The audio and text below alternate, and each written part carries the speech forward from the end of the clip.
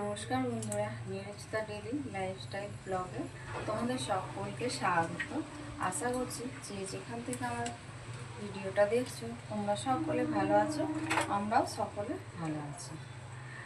ভিডিওটা স্কিপ না করে তোমরা পুরোটা দেখো প্রথম থেকে শেষ পর্যন্ত।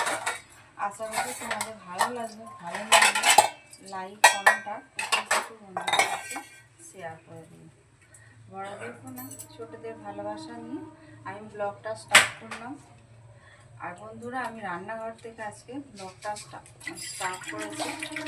চা বসিয়ে দিচ্ছি, কারণ এখন বাজে 7:30। আমি এখন চাটা বসাই, কারণ তোমাদের দাদা 8টায় বেরোবে কাজে। ওই জন্য, আর তোমাদের দাদার শরীরটাও ভালো নয়, কালকে তো দোকানে যেতেই পারেনি। বিকালবেলা বেরিয়েছিল কাজের উদ্দেশ্যে, কিন্তু কাজে যেতে পারে। একটুখানি রান্নাঘর, আর এটা নিতে ওইটা পড়ে, ওইটা নিতে এটা পড়ে, এইরকমই হয়।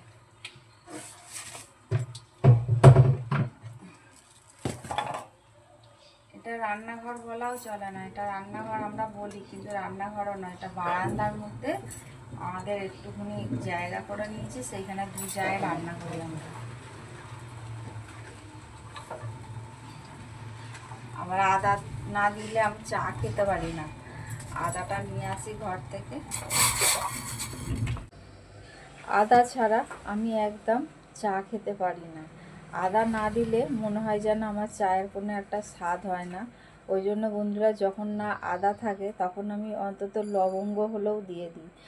আমার ওইটা খুব ভালো লাগে। আর এদিকে আমার ঘরে দেখেছো অবস্থা, সব মেলা, কারণ বৃষ্টি হচ্ছে প্রচণ্ড পরিমাণে এইখানে।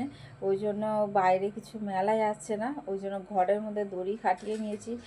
ছোটো ঘরের মধ্যে দড়িটা টাঙানো ছিল, কিন্তু বন্ধুরা ওইখানে না পাখা নেই তো, আর শুকনো হয় না, সেই ঘর আমাকে এই ঘরে এনে আবার দিতে হয়। ওই জন্য দড়িটা খুলে আবার এই বড় ঘরে দিয়ে দিয়েছি।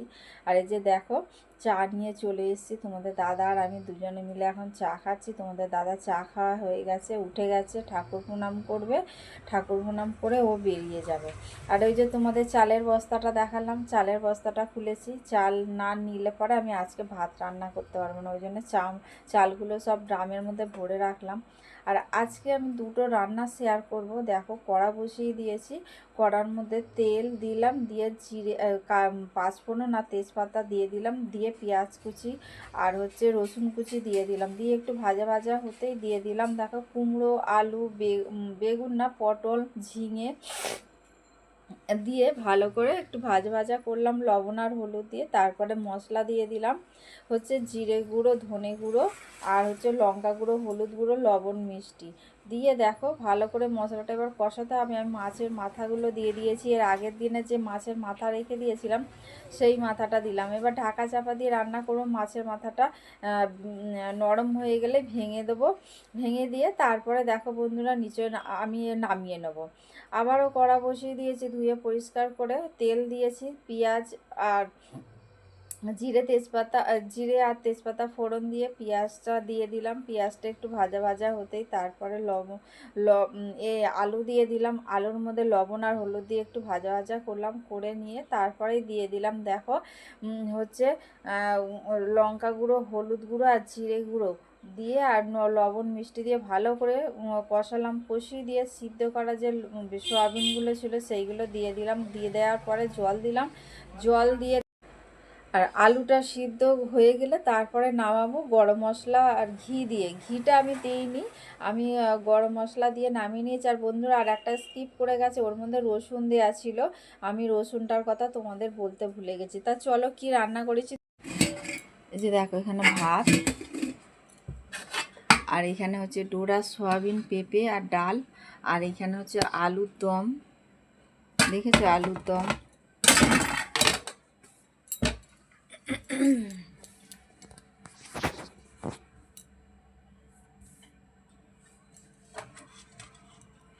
আর এখানে সয়াবিন আলুর তরকারি, একটু গায়ে মাখা করেছি তরকারিটা। আর এইটা কালকে যে ইলিশ মাছের মাথা ছিল 3 টুকরো, সেইটা দিয়ে এটা চচ্চড়ি বানিয়েছি। এই সয়াবিন আলুর তরকারি আর এই চচ্চড়িটা দুটোই আমি তোমাদের শেয়ার করব।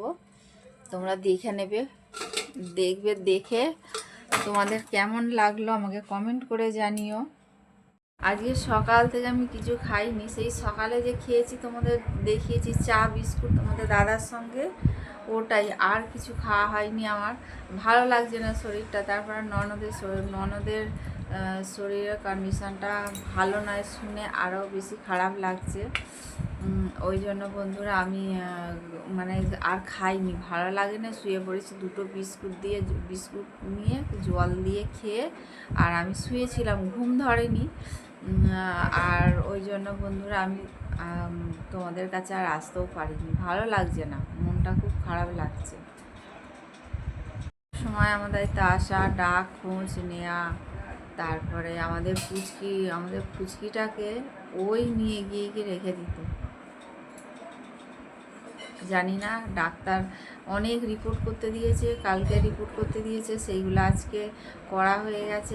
আজকে আবার সকালবেলা রিপোর্ট দিয়েছে, সেই রিপোর্টগুলো আবার দেখে তারপরে ডাক্তারবাবু ওষুধ চালবে। তার আগে কোনো ওষুধ দেয়নি, শুধু সেলাইন দিয়ে ফেলে রেখে দিয়েছে। আজকে তো 103-এর উপরে জ্বর, বলে গোটা মাথায় গা হাত পায়ে বরফ দিয়ে ডলছে। সব আয়া সিস্টাররা সব মানে করছে। চলো খাওয়া দাওয়া করি, কি পেটে দিতেই হবে, তাই না? পেটে দিয়ে সব কিছু করতে হবে, পেট তো শুনবে না। এই যে দেখো, ইলিশ মাছের মাথা দিয়ে চচ্চড়ি নিয়ে ভাত নিয়েছি, তোমাদের দাদাকেও দিয়েছি। আর এই যে এখানে সয়াবিন আলুর তরকারি, খেতে খেতে সয়াবিন আলুর তরকারি দেবো। আমার আজকে খুব জোরে খিদে পেয়ে গেছে। চলো তাহলে খাওয়া দাওয়া করি, করে আসছি। বন্ধুরা, এই যে আমি দেখো চিনির পরোটা নিয়েছি, দুটো করেছি, দুটো না 4টে করেছিলাম, কোয়েলকে দুটো দিয়েছি, আমি দুটো নিয়েছি। এখন ডলবেলা আমি খাবো, এই যে দুজনে মিলে বসেছি এখন খাবো বলে। তো চলো, অনেকক্ষণ পরেই আমি আসলাম। কি হয়েছে? খাবে, খাও তুমি, বললাম তো তুমি আমি দুজনে মিলে খাবো। হ্যাঁ, মিলেমিশে খেতে হয়, বুঝেছো? সব কিছু জিনিস খাই না কিছু, এদিকে খাবার করবে, আমি খাবো। কি ঠান্ডা হচ্ছে না? ঠান্ডা এক্ষুনি হয়ে যাবে, পাখা চালানো আছে, এক্ষুনি হয়ে যাবে। তা বন্ধুরা, টিফিনটা করে নিয়ে তারপরে আমি তোমাদের কাছে আসবো। চলো বন্ধুরা, যতই মন খারাপ থাকুক, যতই যাই করুক, কিন্তু সংসার তো আর ফেলে রেখে দিলে তো আর হবে না, আর পেটও শুনবে না। মন খারাপ নিয়ে সমস্ত কাজ করতেও হবে, রান্নাও করতে হবে, খেতেও হবে। আর তোমাদের বলে আমি এইখানেই আজকে ভিডিওটা শেষ করলাম। তোমাদের যদি ভালো লেগে থাকে তাহলে লাইক, কমেন্ট আর প্রচুর বন্ধুদের কাছে শেয়ার করে দিয়ে তোমরা আমার সঙ্গে থেকো, পাশে থেকো। তোমরা ভালো থেকো, সুস্থ থেকো, সাবধানে থেকো। এই বলে আজকের ভিডিওটা রাখলাম। পরের দিনে ডোরা আর আমার সংসার নিয়ে আমি আবার তোমাদের কাছে চলে আসবো বন্ধুরা। তাহলে ধন্যবাদ বন্ধুরা, টাটা।